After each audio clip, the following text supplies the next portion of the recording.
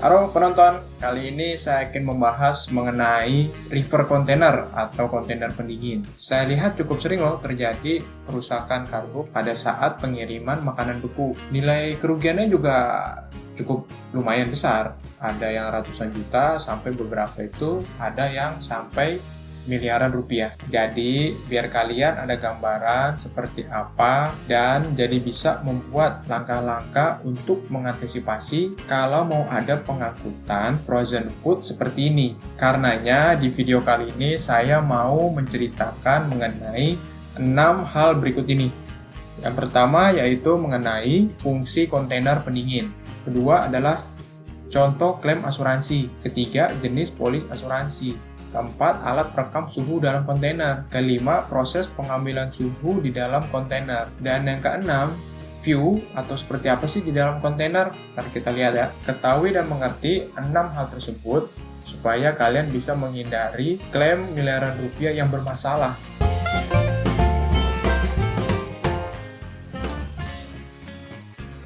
Di dalam channel ini saya akan sering menceritakan pengalaman saya dalam menghandle barang-barang rusak saat pengiriman kargo. Ada penyebab kecelakaannya yang sepertinya itu-itu saja, cuman karena sering berulang, maka kerugiannya bisa sampai miliaran rupiah. Tapi ada juga yang penyebabnya bisa dibilang ya aneh lah, karena membuat saya bertanya, emang seperti apa sih keamanan dan juga persiapan dari barang yang akan dikirim ini, supaya kalian bisa terhindar dari kerugian ratusan hingga miliaran rupiah. Makanya like video ini, lalu klik tombol subscribe merah di bawah dan juga tombol bell di bawah supaya kalian langsung mendapatkan notif setiap saya update video-video saya yang terbaru. Jadi gini, kenapa saya mau membuat video ini? Karena ada dua hal yang menjadi latar belakangnya, yaitu pertama, beberapa kerusakan barang itu terjadi itu tanpa ada kecelakaan. Dari awal kirim sampai dengan gudang tujuan itu tidak ada kecelakaan, tidak ada hal-hal yang extraordinary. Cuman kok sampai rusak. Nah, selidik punya selidik, ternyata salah satunya adalah persiapan dari mesin pendingin kurang baik menyebabkan kerusakan kargo. Lalu alasan kedua yaitu beberapa klaim kargo makanan beku menjadi sulit proses penyelesaiannya karena kurang satu dokumen kunci. Apakah dokumen itu? Yaitu temperature record. Lanjut mengenai fungsi kontainer pendingin. Nah, kalian sih pasti udah cukup familiar lah ya kalau mengenai fungsi dari kontainer pendingin, yaitu untuk mengangkut kargo yang sensitif terhadap suhu. Contohnya seperti kargo ice cream, obat-obatan, vaksin, dan lain-lain. Nah, tapi banyak nih yang nggak tahu atau salah pengertian karena kontainer pendingin itu malah mereka gunakan untuk membekukan kargo. Nah, hal ini tidak tepat karena kontainer pendingin itu hanya untuk mengangkut dan menjaga suhu kargo agar tidak mencair. Jadi, kargonya itu harus sudah dibekukan dahulu baru dimasukkan ke dalam kontainer pendingin. Beberapa contoh klaim kargo yang menggunakan river container alias sebagai berikut. Yang saya pernah mengalami adalah satu, ya ice cream mencair karena mesin pendinginnya mengalami kerusakan. Nah, itu biasanya satu kontainer itu bisa loss-nya itu 400 sampai 500 juta. Dan yang kedua itu adalah ikan beku. Sampai di tujuan kondisinya ikannya itu sudah lembek, gepeng dan berdarah. Nah, ini seperti fotonya nih. Ikan itu kalau dibekukan itu keras dia seperti kayu. Jadi kalau di dalam kontainer biasanya dimuatnya itu emang bertumpuk-tumpuk, nggak masalah karena dia keras, kuat dia menahan beban di atasnya. Tapi kalau sempat dia mencair jadi lembek, nah karena kan berat, maka berat ikan yang ditumpuk di atas akan menekan ikan yang di bawah sehingga gepeng dan berdarah seperti yang di foto. Biasanya kerugiannya itu ya di bawah 300 juta. Karena jika ada kerugian seperti ini, ikan-ikan tadi masih bisa disortir antara yang rusak dan juga yang masih bagus. Dan yang rusak pun masih bisa dimanfaatkan, diolah sehingga masih dapat mengurangi kerugian. Tapi emang bukan untuk konsumsi manusia. Contoh ketiga yaitu kerusakan yang kargonya adalah obat dan material medicine. Nah, kalau yang ini nih agak beda dengan contoh klaim yang sebelumnya. Kalau contoh klaim yang sebelumnya kan karena kargonya itu rusak karena suhunya tinggi atau kena panas. Tapi kalau di kasus ini justru karena suhu dalam kontainernya itu terlalu rendah atau terlalu dingin.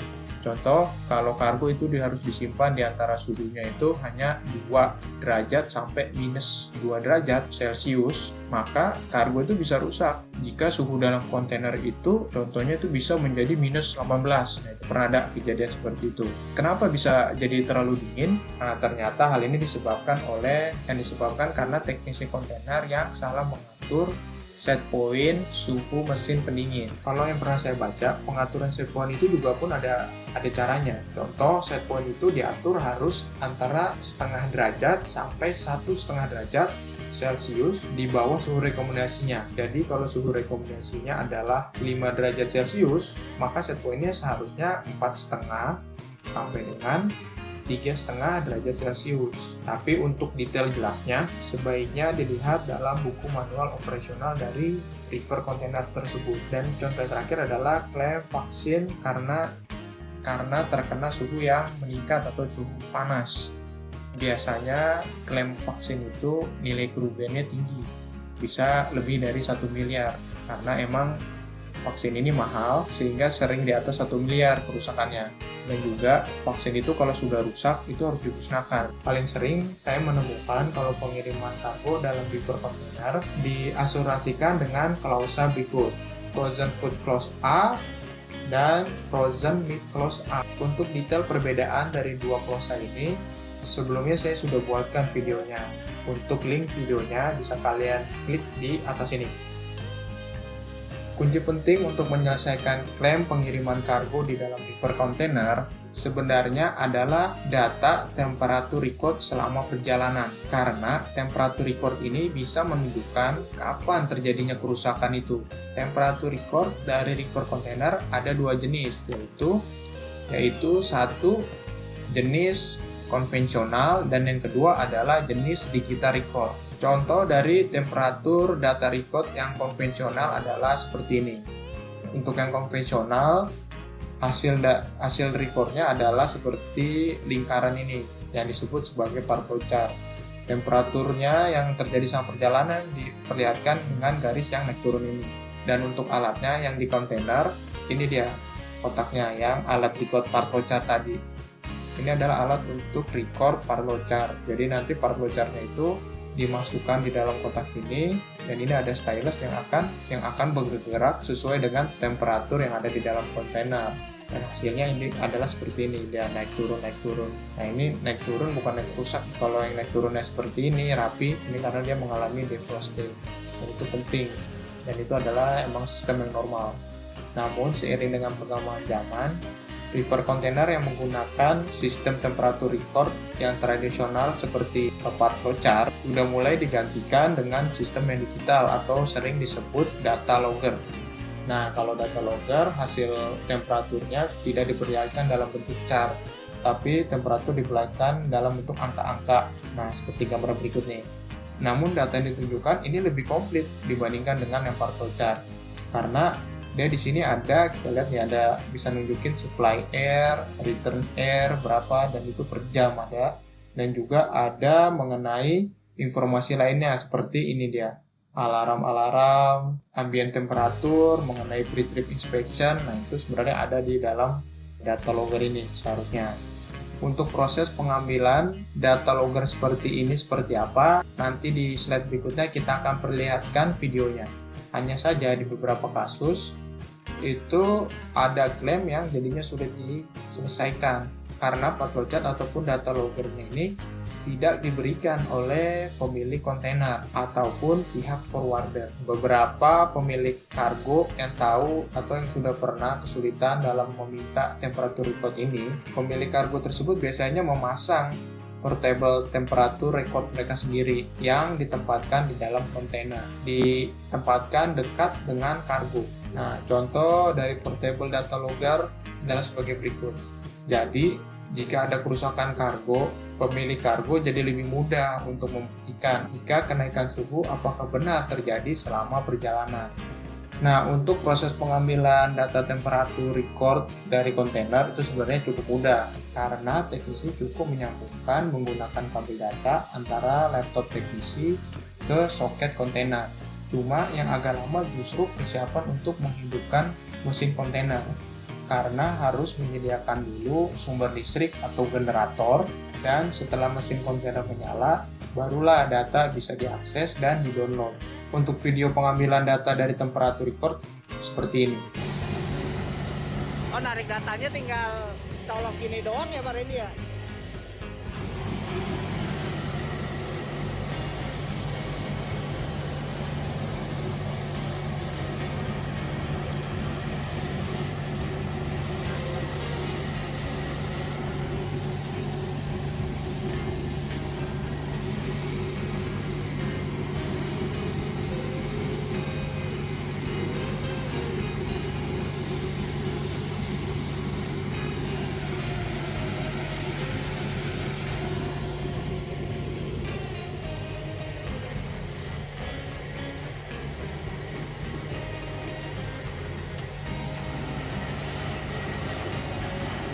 Hasil download data temperatur kalau dilihat dari monitor teknisi seperti apa, ini dia.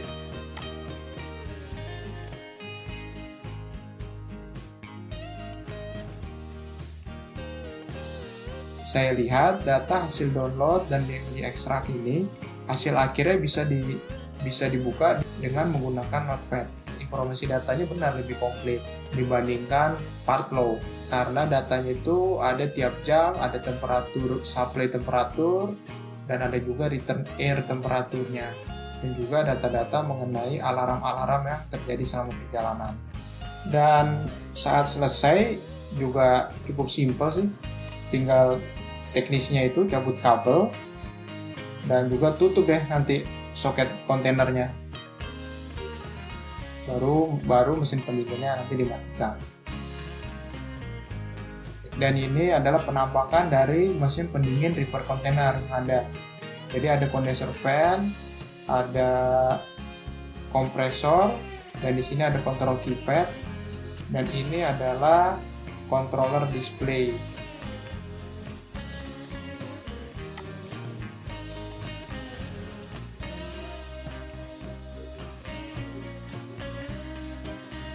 Ini adalah penampakan dari dekat untuk controller displaynya. Jadi kita bisa lihat setting temperaturnya di berapa. Kalau ini adalah 0 derajat Celcius, dan air temperatur di dalam kontainer berapa adalah ini. Sempat juga kita cek kondisi di luar kontainer. Kondisinya seperti ini.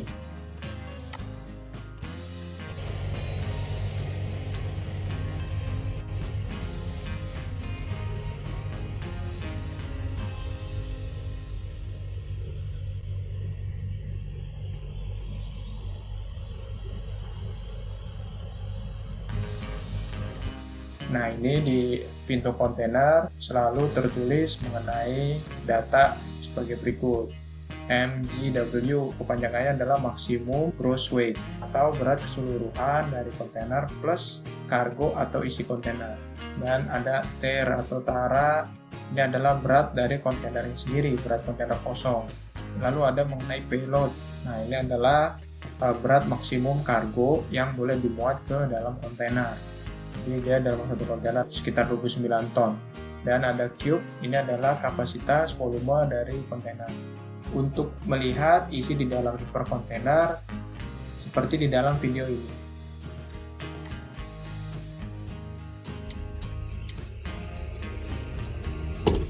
Yang kemarin kosong katanya dari Pontianak apa gimana? Kenapa? Kosongan. Kosongan.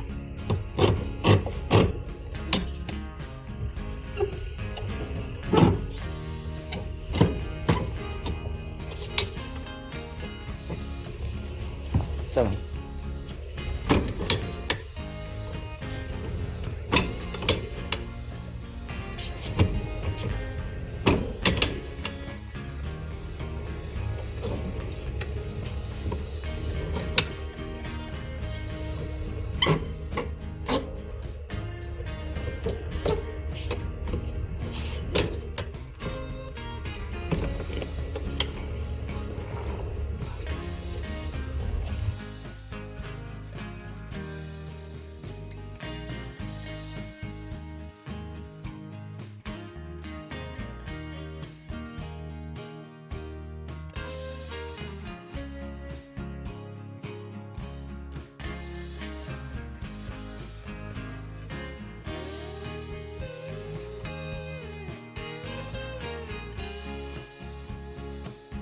ini adalah bagian depan kontainer.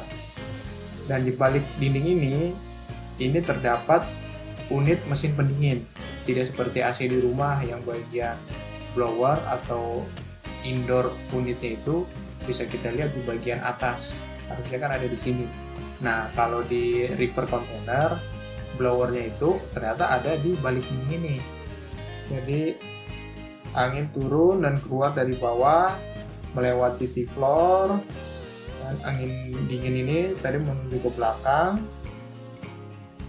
ke arah pintu kontainer. Ada di sini pintu kontainer, dorong ke belakang dan lalu naik ke atas karena udaranya ini seharusnya sudah menjadi lebih hangat, lebih panas.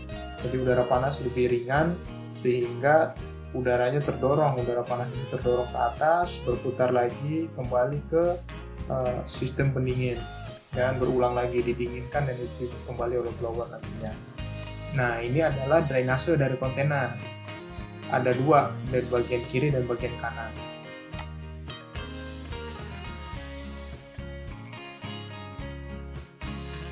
Ini drainase satu dan ini bagian drainase, ini drainase kedua tadi.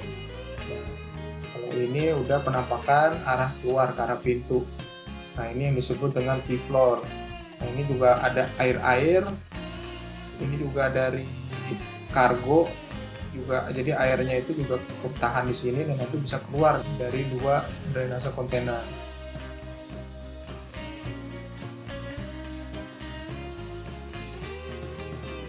Ini juga kita bisa lihat kalau dinding kiri dan kanan ini ada lekukan yang ke dalam ini seperti ini. Nah, sehingga udara dingin juga bisa nih terdorong ke atas, jadinya ke atas dan berputar. Jadi itu untuk yang ini. Jadi dia bisa terdorong ke atas. Karena udara berputar dari bawah ke atas dan kembali, karena sangat penting untuk diingat jika reefer container itu tidak boleh dimuat sampai full ke atas langit-langit. Sampai dia ke atas full langit-langit. Karena akan menghambat aliran udara kembali ke sistem pendingin. Dan kalau ini adalah drainase dari kontainer yang ada dua, dari kiri dan kanan. Jadi kalau ada air pembuangan dari mesin pendingin ataupun dari kargonya bisa melewati drainase ini. Jadi cukup penting untuk menjaga kebersihan di dalam kontainer sehingga drainase ini tidak tersumbat. Ada dua drainase di kiri dan di kanan.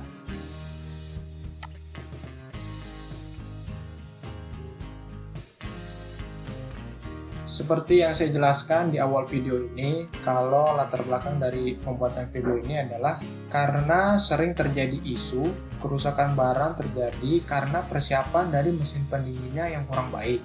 Dan kedua adalah proses klaim terkendala karena temperatur lock yang sulit didapatkan. Maka saya coba simpulkan sebagai berikut.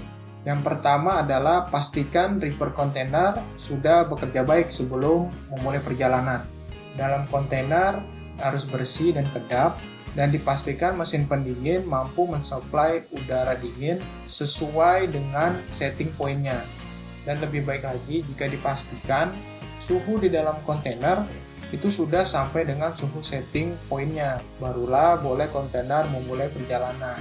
Jadi kalau setting point temperaturnya contohnya itu minus 20 derajat, ya berarti tunggu sampai suhu di dalam kontainernya itu minus 20 derajat, baru reefer kontainernya ini diberangkatkan. Hal ini akan sangat bagus kalau dijalankan, tapi pada prakteknya menunggu suhu turun sampai setting pointnya itu cukup makan waktu. Maka seringnya pemilik kargo sudah memberangkatkan saja kontainernya dengan pikiran nanti selama perjalanan akan dingin kok. Namun, kenyataannya sering terjadi kerusakan kargo karena mesin pendingin tidak mampu mensuplai udara dingin. Mesin pendinginnya sih nyala, tapi nggak dingin-dingin. Ya, kalau nggak, alternatifnya, ya beberapa jam sebelum proses pemuatan kargo, mesin reefer container sudah dinyalakan, dan proses muat kargo ke dalam kontainer hanya dilakukan bila suhu di dalam kontainer sudah mencapai setting point temperaturnya. Kesimpulan kedua yaitu, kalaupun tetap terjadi kerusakan kargo karena fluktuasi suhu, maka pemilik kargo sebaiknya menempatkan portable temperatur data loggernya di dalam kargo. Jadi saat ada kerusakan kargo karena fluktuasi suhu, proses klaim tidak tergantung sekali dengan pihak pengangkut untuk menyediakan temperatur locknya. Kalau kalian bagaimana? Pernah punya pengalaman apa saja dalam shipment di dalam river container? Kalau kalian pernah mengalami kargo rusak dan disebabkan suatu hal dan ada cara pencegahannya, coba dong cerita di komen bawah buat pembelajaran kita bersama. Dan seperti biasa, jika kalian suka dengan video ini, silakan di like, subscribe, dan juga di share ke teman-teman kalian yang lain. Tonton juga video saya yang lainnya, dan sampai ketemu di video berikutnya. Thank you!